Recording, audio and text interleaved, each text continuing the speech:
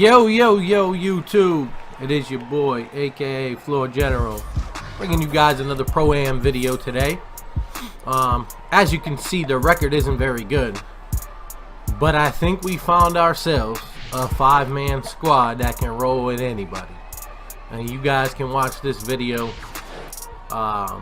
This is actually the second game running with this same 5. The first game, we beat the bricks off a Elite 3 team by like 25, and that was the first game we all played together. It's crazy. It was like chemistry was just built. But anyways, let me get into who these guys are and you know how the team came about. So I've been on this YouTube shit hardcore. I've been on Twitter hardcore. I'm trying to grind out, bro. I'm really trying to bring this YouTube shit to life. So just by me doing this, I've come across a lot of people. I met a lot of people on Twitter, and these two guys in particular that we're playing with here, other than my normal other two guys, they said, yo, let's run sometime, whatever. So we just hooked up, and it just worked out perfectly that they were on when my other 3 were on, and we just started to run. We ran a couple games, and it was crazy. Like, it was really beautiful basketball. It was nuts. Like, we played perfectly. Let's get into my 5 guys here before we get too far into the video. Obviously, you have my center, Killer Piff. That's the beast. Athletic finisher, but he's a monster. He plays, you know, he plays like he's a glass cleaning, blocking, demolishing big. He's just a beast. Then you have Ace. That's my 3-ball shooter from outside. I think he's like 6'10" sharpshooter. One of the new additions at small forward, Adonis, plays. He does everything. His first game, I think he was a couple assists away from a triple-double. Like, the man does everything. Plays defense. He hits threes. He's everywhere. And then my shoot guard. He's actually a point guard sharpshooter. Boards. This man will light it up. He is a fucking dead-eye, straight shooting monster who's gonna take the shot if he's open, but if he's not, he's gonna find the next best shot. Like, dude's fucking got IQ. I was like, yo, this is it. I found people who have basketball IQ that can play the game as well. I didn't know that fucking existed in this game. Every time I walk in with randoms, it's like they either have no brain or no fucking thumbs. God damn. Anyways, so this video here was actually the second game. We played this team CCB here. We had about the same record, which was crazy, but our record was from playing with 3 guys and 2 AIs this whole time up until now. So I knew right off the rip that there's no way this team is beating us, but we came out sluggish the second game after we just had that big shocker and that big game we just played. I'm like, yo, are we down 16-10? Like, what the hell's going on? But anyways, we stayed with it. I just kept moving the ball. These guys kept doing what they do, get open, swing the ball, and more importantly, this 5-man squad right here, we play some damn defense. We play some motherfucking defense. And that's what's going to get you to the mountaintop when you play Pro-Am, is chemistry and defense. If you don't have the chemistry or the defense, you're not going to get there. Now, fortunately for us, all of our IQs and the way we play just so happen to work out chemistry-wise that, God, I mean, if we played for like a week together, a week straight, played a couple games a day, I think we'd be hard to beat, man. Like, to be honest. Like, you could bring your squad to me, but I think we'd be hard to beat. We're not going to be a, you know, an easy out. That's for sure. So with that being said, this Pro-Am gameplay, guys, enjoy. I played pretty decent. I scored more points than I normally do, but what I really want to talk about also in this video is what's going on right now around the league. Demarcus Cousins got traded.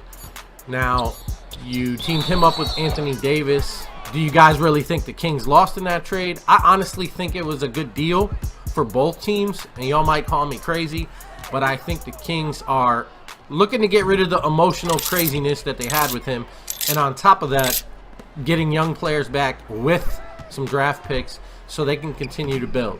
Now, They have, who is it, Willie Cauley-Stein back there, who can now get some more minutes and whatnot, and you know, build him up. He's a young player, so I think for them, it's actually not a stupid move. I believe it was a good move. But you guys let me know how you feel in the comments below about that. And my team, the New York Knicks.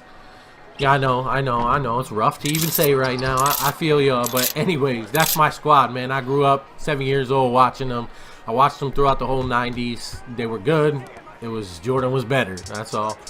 But we having troubles right now, man. And I don't know what they're going to do. I mean, you got Timberwolves trying to give up Rubio for Rose, which to some extent I'm down with, and then to another extent I'm like, I don't know, because what is that really going to do for our future? Rubio cannot shoot. He's a very good team player. He'll pass the ball. If you got enough guys around him that can play ball and control the game, then yes. But we're also not going to give Rose a fucking, you know, a crazy deal at the end of this year, so why keep him? Like, we can't give Rose a max deal. Like, come on, man. That man is injury prone. He fucking just disappeared one game. Like, nobody knew where he was. Went to go visit his mom for some family reasons. But we still don't, like, I don't know what the fucking reason was. Maybe the team does. But at the end of the day, I also heard at that time he was contemplating never playing basketball again. So, like, what the fuck? Is this man, like, really devoted to the game? Like, trying to give him a max deal? Go ahead, Timberwolves. You can have him. Like, I ain't trying to fuck with that.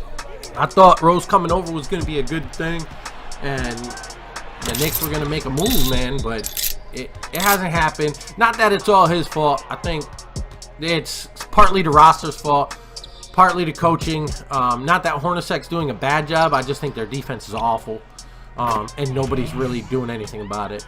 Phil Jackson has issues. He's got Melo in fucking Twitter comments all the goddamn time about some bullshit, and he doesn't even know what the fuck he's talking about half the time. And I thought this man was a goddamn genius. Anyways, I'm rambling on about this shit, but tell me what you guys want to see from some trades before the deadline. Now, let me know what your favorite team is in the comments below. We can make videos, you know, about anything over here, man. This is an NBA 2K channel, but we do all NBA news, all NBA fucking 2K news, whatever you guys want to do, that's what we do, man. And I'm down with it, because that's what you know, my passion is basketball, so I'm gonna be here doing that shit forever. So let's get back to this game real quick. It's the second quarter, just about halftime, and look at what happened. It's 39-25. We came to our senses, so that 16-10 lead is gone. But like I said, this was the second game, guys, so I wasn't expecting nothing miraculous at all, like nowhere near. But I did expect to play. When I played with a 5-man squad for the first time, that I knew these guys knew how to play a little bit, I was like, yo, let's see what we could do, man, like, honestly. And then when we played that first game against that Elite 3 team, and we just beat the bricks out of them, I was like, oh shit, wait a minute. Like, you don't just do that. Like, that just doesn't just happen your first game. You go beat a team that's fucking like got 2 losses and 36 wins or whatever the fuck it was. You don't just do that in this game. Like, it's not that simple. You don't just get 5 guys, throw them on the court and beat them. But we didn't just beat them, we beat the brakes off them. Like, so I was super excited, shocked, and impressed all at the same time. Like, yo, if these guys really want to run together, this could be something special. Like, honestly, in 2K Pro-Am world, this could be something special. Now, how good can we be? Let's play together for a while. Let's see. I mean, these guys gotta stick around and hang around for a while to give me a chance to really evaluate the team. But I'm the kind of person who first impressions do mean a lot, but they ain't everything. So, like, we won a couple games, but now we gotta prove it. We gotta show that we could do this game after game against a zone defense, against a man defense, against a team running pick and roll, against a team running a 5-out. Like, we got to show that we could do it no matter what the fuck is going on around us. And that's the thing, adjustments. Now, on the fly adjustments come with experience and chemistry. Now, I know we ain't got none of that shit yet because we only played a couple games together. But like I said, we hang around together long enough, this might be something that somebody's gonna have a fucking problem. Like, y'all gonna have a problem beating us. I'm telling you, this is a good fucking team. So, you know, it's 49-30 here. I think it's 3 minutes left in the third.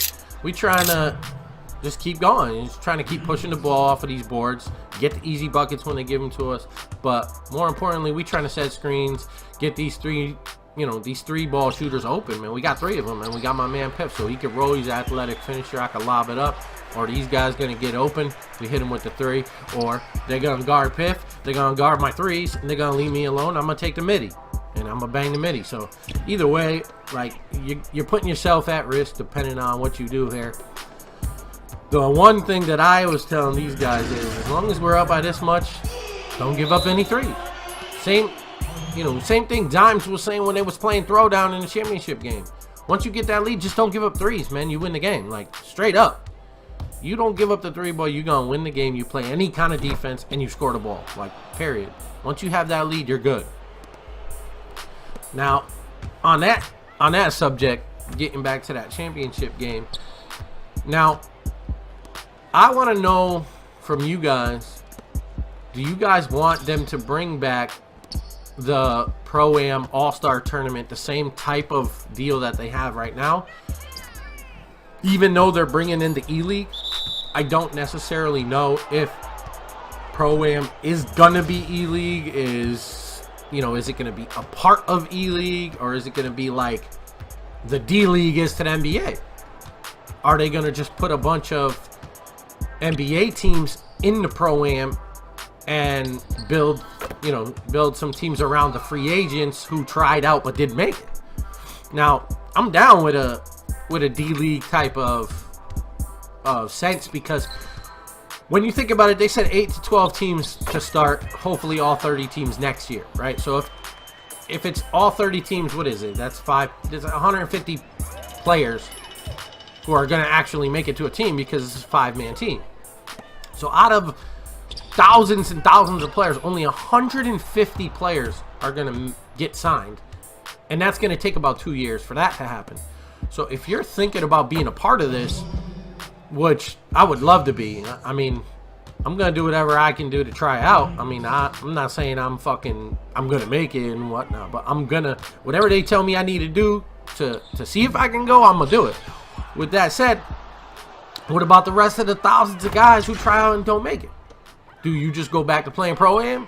Is there, like I said, is there like a free agency D-League where all the free agents go and they play and they swap you in and out? You know, they, instead of being the same starting 5 all the time, maybe they just keep moving guys around, and then if you show out, you know, you get noticed for next year when they add more teams and shit like that. I'm cool with that. That makes a lot of sense to me. And I don't know, it makes sense to me to have the pool of free agents that don't make it still be involved somehow with the E-League, because that's where they want to be, you know. And some guys are going to be better than some players that make it, because if you go out and you are on draft combine day, let's say, and you ball out and you make no mistakes and it's just that perfect day for you, what about the next guy who's just a beast-ass player for the last 4 years in 2K, but he came in and he just had an off day, you know, or whatever it was, and they just didn't pick him, and then you go on a team and you're sucking it up while this man's on another Pro-Am team and he's fucking balling out. Like, to me, that just doesn't make sense for them to ignore the other guys who are playing.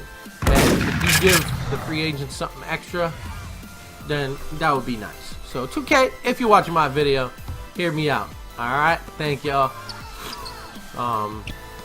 Thank y'all for listening. Like, comment, subscribe, all the above, man. I'm trying to grind on these 2K videos. Please, aka Floor General, I'm out. 1. Bitch, I wanna party like